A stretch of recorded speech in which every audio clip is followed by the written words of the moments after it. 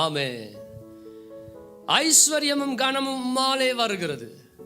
இவருக்கு ஒருவேளை பொருளாதார ஆசீர்வாதத்தை குறித்து இன்றைக்கு நீங்கள் யோசித்துக் கொண்டிருக்கலாம். உங்கள் பொருளாதாரம் ஒருவேளை மிகவும் இறுக்கமான சூழ்நிலைக்குள் சென்று கொண்டிருக்கலாம். பொருளாதாரத்தில் எனக்கு ஒரு முன்னேற்றம் வேண்டும், என்னுடைய குடும்ப பொருளாதார சூழ்நிலை மாற வேண்டும் என்று நீங்கள் விரும்பினால், வேதம் எங்களுக்கு ஒரு ஆலோசனை சொல்லுகிறது. ஐஸ்வர்யமும் கனமும் தேவனால் வருகிறது. ஆமே. தேவரீர் எல்லாவற்றையும் ஆளுகிறவர். அவர் பொன் வெள்ளி சகலமும் தேவனுடைய கரத்தில் இருக்கிறது என்று வேதம் சொல்லுகிறது. அன்பு தேவனுடைய பிள்ளைகள், உம்முடைய கரத்திலே சத்துவமும் வல்லமையும் உண்டு,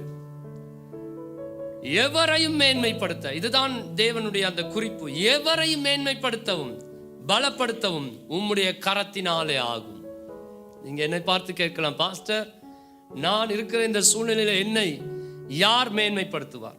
நான் இருக்கிற இந்த கஷ்டத்தில் எனக்கு யார் கை கொடுப்பார்? எனக்கு இருக்கிற பிரச்சனைகள் எவ்வளவோ பெருசு, இதுக்கு மத்தியில யார் எனக்கு உதவி செய்வார்? அன்பு சகோதரனே, சகோதரி, வேதம் சொல்லுகிறது, உங்களை மேன்மைப்படுத்த தேவனாலே முடியும்.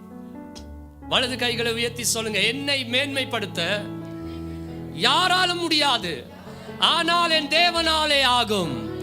சொல்லுங்க, எனக்கு இருக்கிற கடன் பிரச்சனைகளை இன்றைக்கு தீர்த்து வைப்பதற்கு யாராலும் முடியாது, ஆனால் என் தேவனாலே முடியும். சொல்லுங்க, எனக்கு இருக்கிற தேவைகளை நிவர்த்தி செய்வதற்கு யாராலும் முடியாது, ஆனால் என் தேவனாலே முடியும். ஆமென்.